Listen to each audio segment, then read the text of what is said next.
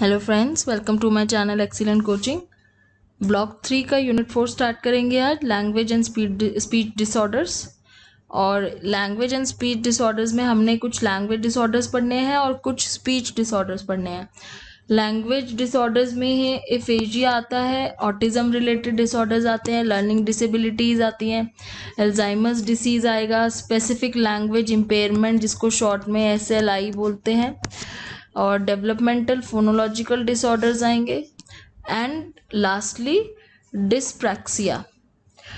Speech disorders के अंदर आते हैं voice disorders, speech sound disorders, fluency disorders, apraxia disorders, dysprosody disorders and dysarthria बोलते हैं इसको, डिसआर्थरिया डिसऑर्डर्स। तो ये सारे डिसऑर्डर्स हमने इसमें करने हैं। तो सबसे पहले इंट्रोडक्शन से शुरू करते हैं। इंट्रोडक्शन में ये बता रहे हैं कि जो बच्चे होते हैं वो बचपन से बड़े होते होते धीरे धीरे लैंग्वेज यूज़ करना सीखते हैं। तो उसका एक प्रॉपर ऑर्डर होता है। ऑर्डर मतलब धीरे कैसे वो छोटे छोटे एक अल्फ़ाबेट्स के बाद एक वर्ड बोलना शुरू करते हैं, उसके बाद प्रॉपर साउंड और ग्रामर वगैरह सीखना शुरू करते हैं। तो फोनोलॉजी, मॉर्फोलॉजी एंड सिंटैक्स, इन तीनों चीज़ों का यूज़ होता है। वो जो धीरे धीरे समझते हैं बच्चे और प्रॉपर लैंग्वेज यूज़ करना शुरू करते हैं। बट एक नेचुरल ऑर्डर में अगर कुछ गड़बड़ हो जाती है तो फिर वो लैंग्वेज डिसऑर्डर्स या स्पीच डिसऑर्डर्स बन जाते हैं। तो बच्चा एक प्रॉपर ऑर्डर में जो सीख रहा है, अगर उसमें कुछ प्रॉब्लम हो जाती है, वो नहीं बोल पाता है उस तरीके से, तो उसको डायग्नोस किया जाता है लैंग्वेज या स्पीच डिसऑर्डर्स के लिए।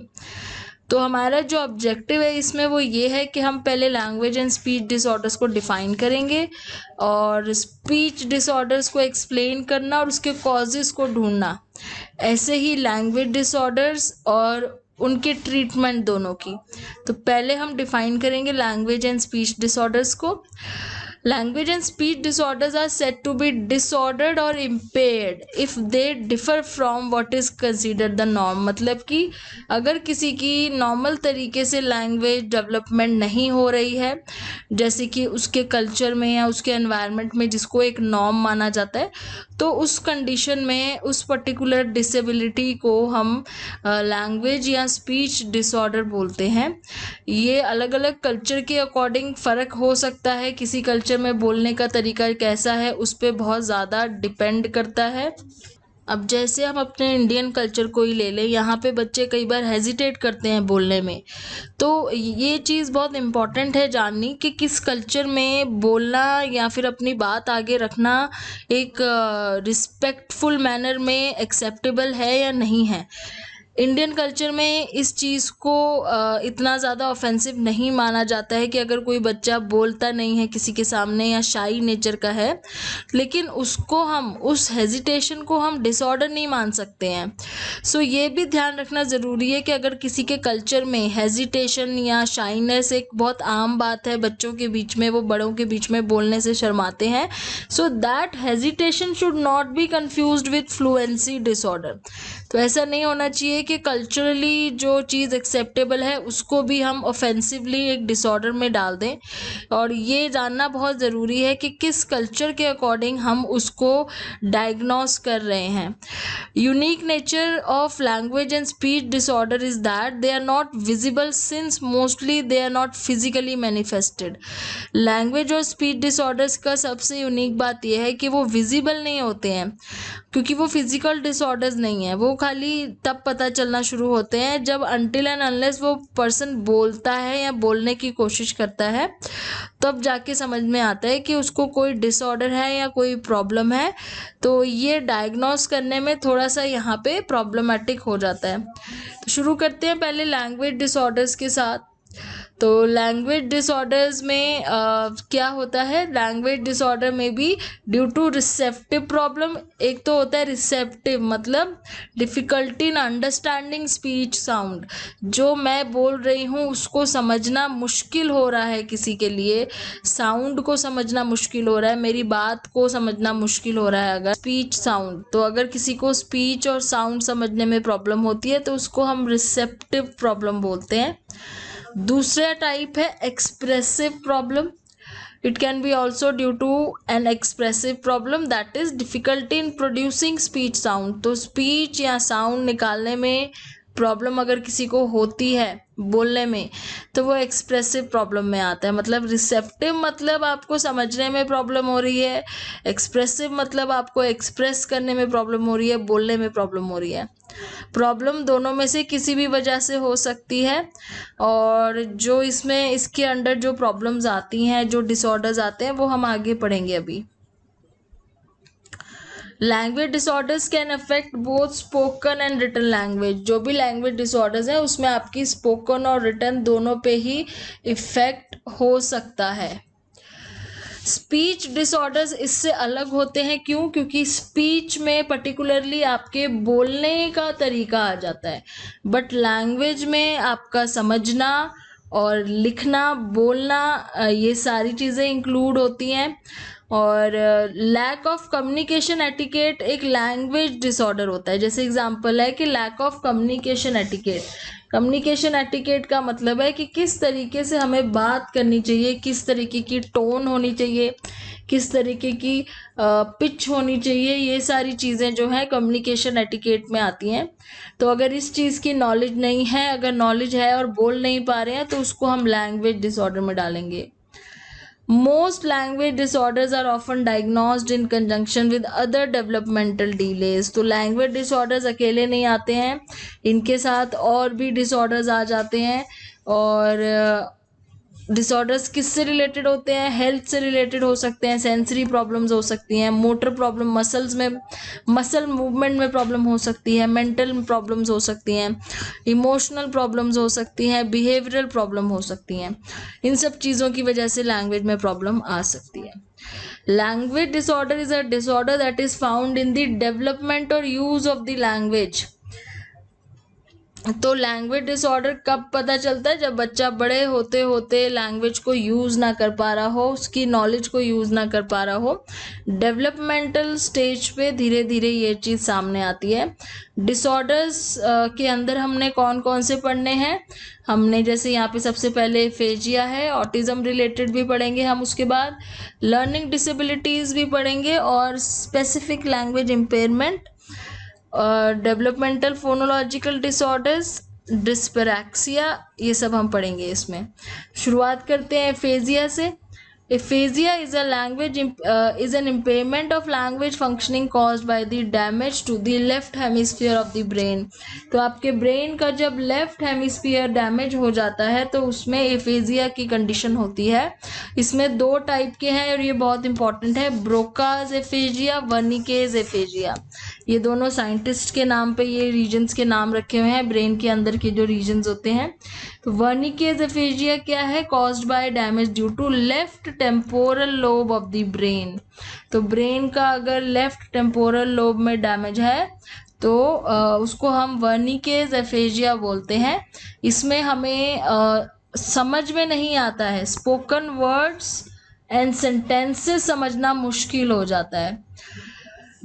People with Wernicke's aphasia have generally fluent phonetic and syntactic but semantically coherent speech। ऐसा नहीं है कि जिनको वर्निकेज एफेजिया उनको बोलने में कोई प्रॉब्लम होती है, इनको लेकिन समझने में बहुत प्रॉब्लम होती है चीज़ों को।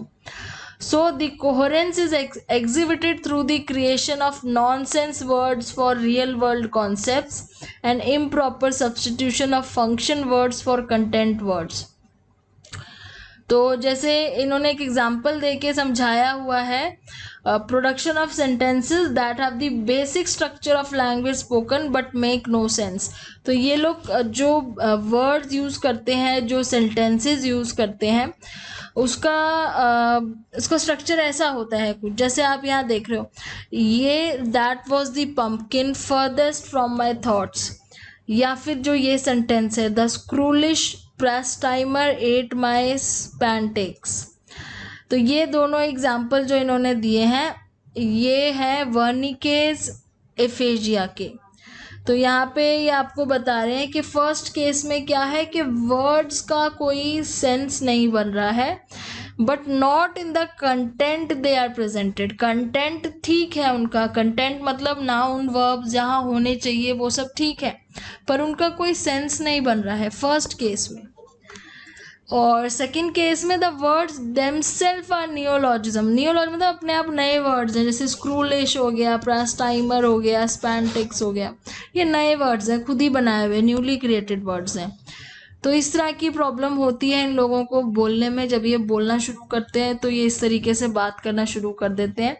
इनके फोनेटिक्स एकदम ठीक होते हैं बोलने में, मतलब साउंड जो ये निकालते हैं वर्ड्स के वो एकदम करेक्ट होते हैं, अकॉर्डिंग टू द वर्ड ये करेक्ट साउंड निकालते हैं, बट लेकिन उसका मीनिंग नहीं निकल पाता है कई बार वर्ड का। इसमें क्या है कि ट्रीटमेंट होती है जो पेशेंट की with this type of aphasia frequently involve supporting and encouraging non language communication. तो इनको एनकरेज किया जाता है कि वो नॉन लैंग्वेज का मतलब है जैसे साइन लैंग्वेज यूज कर लो या जेस्चर्स या उसके थ्रू कम्युनिकेट करो। फिर आता है Broca's aphasia, that is caused by damage to the brain's pre motor area. Broca's aphasia कैसे होता है, ब्रेन का प्री मोटर एरिया डैमेज होता है जब जो मोटर कमांड्स को कंट्रोल करता है। तो हमारे स्पीच में जो हमारे मसल्स इन्वॉल्व होते हैं आपके माउथ में और आपके गर्दन के पास, जो मसल्स आपकी स्पीच में हेल्प करते हैं, उसको जो कंट्रोल करता है एरिया, उसमें डैमेज हो जाता है। तो जिस पर्सन को ब्रोकाज एफेजिया की प्रॉब्लम है वो किस तरीके से बोलता है, speech containing excess pauses and slip of tongue. बहुत बार वो बीच में पॉज करेगा बोलते टाइम, और स्लिप्स ऑफ टंग मतलब कि बोलना कुछ और चाहेगा, मुंह से कुछ और निकलेगा, और उसको पर्टिकुलर वर्ड ढूंढने में प्रॉब्लम होती है। जैसे कि अगर वो बोलना चाहता है कि मुझे बहुत गर्मी लग रही है, I am feeling very hot, तो वो बोलने में उसको प्रॉब्लम होगी क्योंकि उसको वो वर्ड नहीं याद आएगा कि मुझे कैसे बोलना चाहिए कि मुझे गर्मी लग रही है या मुझे फील हो रहा है। तो वो बहुत देर तक ढूंढता रहेगा, पॉज करेगा, उसके मुंह से कुछ और निकलेगा। The person also fails to make use of function word such as a the. तो जो फंक्शन वर्ड्स होते हैं जैसे यहाँ पे इन्होंने दिया हुआ है ए द ऑफ, इनका यूज करना उसको थोड़ा सा मुश्किल लगेगा। Broca's aphasics also produce ungrammatical sentences. ये लोग अनग्रामेटिकल सेंटेंसेस भी बोल देते हैं कई बार, जिसका कोई ग्रामेटिकल मीनिंग ही नहीं बनता। जैसे एग्जाम्पल दिया हुआ है, एक इन्होंने ये एग्जाम्पल दिया है कि अगर इन लोगों को हम एक सेंटेंस जैसे हमने बोला, the bicycle that the man is holding is blue, ये सेंटेंस वो समझ जाएंगे कि जो बाइसिकल उस मैन ने, उस आदमी ने पकड़ी है वो ब्लू कलर की है। लेकिन अगर हमने उनको ये बोला the dog that the women is biting is grey, तो ये सेंटेंस उसको समझ में नहीं आएगा क्योंकि वो इस चीज़ को रियल वर्ल्ड के साथ रिलेट नहीं कर पाएंगे। जो चीज़ वो रियल वर्ल्ड के साथ रिलेट नहीं कर पाते हैं वो उसको समझ भी नहीं पाते हैं। तो यहाँ पे उनको ये समझ में नहीं आएगा कि how can dog be grey, वो डॉग ग्रे कैसे हो सकता है, या फिर वो वुमेन कैसे ग्रे डॉग को बाइट कर सकती है। तो जो चीज़ रियल वर्ल्ड में पॉसिबल नहीं है, रिलेट नहीं करते हैं, उसको ये समझ भी नहीं पाते हैं। Okay, the difference is due to the fact the first sentence can be understood using real world knowledge. तो पहला सेंटेंस जो है वो रियल वर्ल्ड नॉलेज को यूज करके वो समझ लेगा, लेकिन दूसरा नहीं समझ पाएगा। Broca's aphasia differs from Wernicke's aphasia in two key aspects. अब ये बता रहे हैं कि जो ब्रोकाज एफेजिया है या वर्निकेज एफेजिया, दोनों में क्या फ़र्क है। First, speech is grammatical rather than grammatical. तो ब्रोका में क्या होता है, स्पीच ए ग्रामेटिकल होती है। जैसे कि अभी हमने पढ़ा ऊपर कि जो स्पीच होती है वो ग्रामेटिकल रूल्स के बिना होती है, ए ग्रामेटिकल होती है वर्निके में, जबकि ग्रामेटिकल स्पीच थी। Second is the verbal comprehension is largely preserved. मतलब कि जो वर्बल कॉम्प्रीहेंशन है, चीज़ों को सुन के समझना है, वो बहुत ही लिमिटेड होता है ब्रोका में। Diseases like Broca and Wernicke's aphasia tell us much about the critical functions of certain regions of the brain. अब हमारे ब्रेन के कुछ ऐसे रीजन्स हैं जिनके ये फंक्शंस हैं जिससे हमें पता चला है कि ये प्रॉब्लम्स होती हैं, जैसे टेम्पोरल लोब हो गया और प्री मोटर एरिया हो गया। तो इसका मतलब ये जो रीजन्स हैं हमारे ब्रेन के, ये हमारे वर्बल एबिलिटीज़ के लिए रिस्पॉन्सिबल हैं। फिर एक चीज़ इन्होंने और दी हुई है, global aphasia. It is a combination of highly impaired comprehension and production of speech. तो ना समझ में आना और ना ही बोल पाना, इसको दोनों को ही अगर हम मिला दें तो वो बन जाता है global aphasia. It is caused by the lesions to both Broca's and, मतलब दोनों एरियाज ही अगर डैमेज है, Broca's areas and Wernicke's areas damage है, तो आपको ग्लोबल एफेजिया हो सकता है। And next is anomic aphasia that involves difficulties in naming objects. तो चीज़ों के नाम भूल जाते हैं, किसी चीज़ की फ़ोटो देख के उसका नाम याद नहीं आता है, तो उसको एनोमिक एफेजिया बोलते हैं। तो ये थे एफेजिया के डिफरेंट टाइप्स। अब आते हैं ऑटिज़म पे।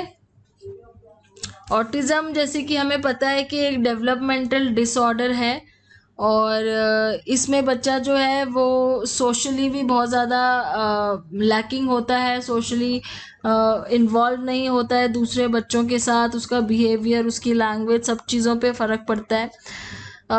Children with autism are identified by around 14 months of age when they fail to show expected normal patterns of interaction with others।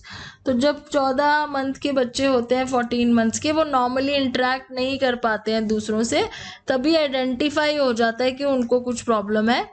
They display repetitive movements, बार बार एक चीज़ रिपीट करते हैं, movement repeats करते हैं, stereotype patterns of interest and activities.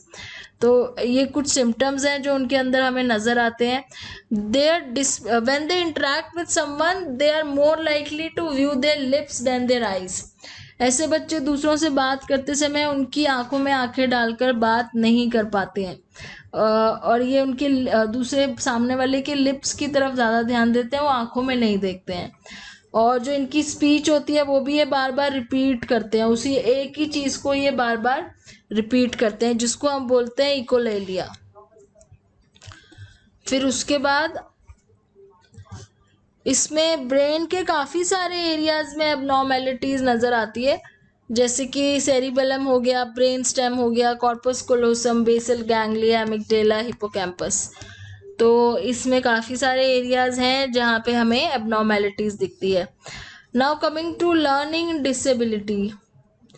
Learning disability, language based learning disabilities are problem with age appropriate reading, spelling और writing। तो जिसको पढ़ने में स्पेलिंग्स में प्रॉब्लम हो, पढ़ने में वर्ड्स को प्रॉब्लम हो, लिखने में वर्ड्स को प्रॉब्लम हो, तो वो लर्निंग डिसेबिलिटीज़ में आते हैं।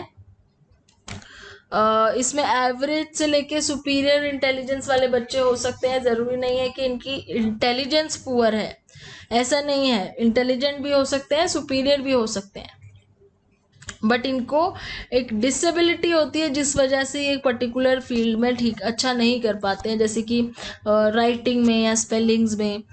So language based learning disabilities, in language based learning disabilities many children with reading problems have spoken problems।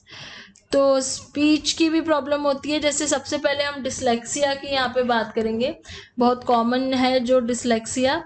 Dyslexia में क्या होता है कि बच्चे जो हैं रीडिंग, राइटिंग, स्पेलिंग मिस्टेक्स, इन सब चीज़ों में बहुत ज़्यादा मिस्टेक्स करते हैं, रीडिंग में, राइटिंग में, स्पेलिंग्स में। Dyslexia is not due to mental retardation, brain damage और lack of intelligence. It is caused by an impairment in the brain's ability to translate images received from eyes or ears into understandable language। हमें सबको पता है कि हमारे eyes को जो भी सेंसेस मिलती हैं, जो भी सेंसरी इंफॉर्मेशन होती है जो हमारे आईज को मिलती है, वो सेंसरी इम्पल्स के फॉर्म में मिलती है, लेकिन जैसे ही वो हमारे आईज के नर्व्स, ऑप्टिकल नर्व्स के अंदर एंटर करती है तो उसको वो इलेक्ट्रिकल इम्पल्स में चेंज कर देता है। तो इलेक्ट्रिकल इम्पल्स में चेंज होता है तभी तो ब्रेन उसको समझ पाता है कि वो क्या लिखा है। लेकिन अगर ये काम ही ना हो, अगर सेंसरी इन्फॉर्मेशन इलेक्ट्रिकल इम्पल्स में चेंज ही ना हो, तो ब्रेन कैसे समझेगा कि सामने क्या लिखा है। तो यही प्रॉब्लम आती है डिसलेक्सिक बच्चों की। उनका ब्रेन में कोई प्रॉब्लम नहीं होती है, मेंटली रिटार्डेड नहीं होते हैं, इंटेलिजेंस में भी कोई कमी नहीं होती है, लेकिन जब वो सेंसरी इन्फॉर्मेशन चेंज ही नहीं हो रही है इलेक्ट्रिकल इम्पल्स में, तो वो ब्रेन कैसे उसको रीड करेगा, कैसे अंडरस्टैंड करेगा। ये प्रॉब्लम बॉयज़ में ज़्यादा देखी गई है, और इसको अगर हम जल्दी ट्रीट कर देते हैं तो ये ठीक हो जाती है। अगर कोई बच्चा लेटर्स और नंबर्स को उल्टा लिख रहा है तो वो डिसलेक्सिया का कॉमन साइन है। उल्टा का मतलब अगर कोई बी को डी की तरह लिखता है, डी को बी की तरह लिखता है, 9 को 6 की तरह लिख रहा है, 6 को 9 की तरह उल्टा लिख रहा है, तो वो एक कॉमन सिम्टम्स हैं डिसलेक्सिया के। उन बच्चों को बोर्ड से कॉपी करने में बहुत प्रॉब्लम होती है, बुक से पढ़ने में भी बहुत प्रॉब्लम होती है, क्योंकि वो लैंग्वेज समझ नहीं आ पाता है। Left to right, difficulty with left and right is also common. Left कौन सा है, राइट कौन सा है। ऑडिटरी प्रॉब्लम्स भी हो सकती है इन बच्चों को, इनको याद करने में बहुत डिफिकल्टी होती है। जो चीज़ ये सुनते हैं वो इनको जल्दी समझ में नहीं आती है। कुछ कुछ चीज़ें तो समझ जाते हैं, लेकिन कुछ कुछ चीज़ें मिस कर जाते हैं बीच में। और जो ये बोलते हैं उसका कभी कभी बहुत ही एक फ़नी साउंड निकलता है। आपको ये सब चीज़ें पढ़ के एक मूवी भी याद आ रही होगी, तारे ज़मीन पर। उसमें वो जो बच्चा दिखाया है उसको सिमिलर टाइप की प्रॉब्लम दिखाई है, तो आपको समझ में आ रहा होगा कि किस तरह की प्रॉब्लम्स होती है इस तरह के बच्चों को। अब इसमें भी एक प्राइमरी आ जाता है, एक सेकेंडरी आ जाता है। Primary is a dysfunction rather than damage to the left side of the brain. जो लेफ्ट साइड है ब्रेन का वो काम नहीं कर रहा होता ढंग से, सेरिब्रल कॉर्टेक्स, और ये एज के साथ कभी बदलता भी नहीं है। तो इन लोगों को क्या होता है, ये रीड नहीं कर पाते हैं, they are not able to read above a 4th grade level. तो जो 4th ग्रेड है, 4th क्लास से ऊपर का, ये नहीं पढ़ पाते हैं। They may struggle with reading, spelling and writing as adults. फिर प्राइमरी जो है वो हेरिडिटरी माना गया है, हेरिडिटरी फैक्टर्स की वजह से होता है। फिर आता है सेकेंडरी एंड डेवलपमेंटल डिसलेक्सिया, जिसका कॉज हार्मोनल डेवलपमेंट बोल रहे हैं, जो early stages of foetal development में हो सकता है। और डेवलपमेंटल डिसलेक्सिया कभी कभी बच्चे के बड़े होते होते ख़त्म हो जाता है, लेकिन जो प्राइमरी जो डिसलेक्सिया है वो नहीं ख़त्म होता। फिर आ जाता है विजुअल डिसलेक्सिया। विजुअल में नंबर एंड लेटर रिवर्सल, जो उल्टे नंबर लिखना या उल्टे लेटर्स लिखना या सिंबल्स ना समझ पाना सही सीक्वेंस में, ये सारी प्रॉब्लम्स आती हैं। ऑडिटरी डिसलेक्सिया में साउंड्स नहीं समझ में आते हैं लेटर्स के, और जंबल्ड, जैसे जंबल वर्ड्स होते हैं उस तरीके से, जैसे हमें जंबल वर्ड सुनाई देते हैं। अगर मान लो मैंने यहाँ पे एक वर्ड कार्ड है, कार्ड को जंबल करके मैंने ADRC लिख दिया है, तो उन बच्चों को कार्ड जो है वो इसी तरीके से दिखता है जैसे कि कोई जंबल वर्ड हो। डिस्ग्राफिया का मतलब है जिस बच्चे को पेंसिल से होल्ड करके लिखने में प्रॉब्लम होती है, तो यहाँ पे मसल्स से रिलेटेड होती है प्रॉब्लम, क्योंकि हमारे फाइन मोटर स्किल्स इन्वॉल्व होते हैं जब हम हाथ से पकड़ के कोई चीज़ लिखते हैं पेंसिल से या पेन से, तो वो चीज़ बच्चा कंट्रोल नहीं कर पाता है, पेंसिल होल्ड नहीं कर पाना, कंट्रोल ना कर पाना, अगर एक पर्टिकुलर एज के बाद। छोटे बच्चे तो नहीं कर पाते हैं, लेकिन एक एज होती है जब बच्चे को आना चाहिए, तो वो ना कर पाए तो डिस्ग्राफिया बोलते हैं। बहुत ही सटल साइंस होते हैं डिसलेक्सिया के, बहुत ज़्यादा ध्यान देना पड़ता है पेरेंट्स को और टीचर्स को इस चीज़ को। डायग्नोस तो वो नहीं कर पाते हैं, बट इसके सिम्टम्स पकड़ना और इस पर ध्यान देना बहुत ज़रूरी होता है कि बच्चा जो है वो कितना नॉर्मल से डेविएंट बिहेव कर रहा है। तो अब इसके आगे नेक्स्ट वीडियो में हम पढ़ेंगे अल्जाइमर्स डिसीज़ से। Thanks for watching.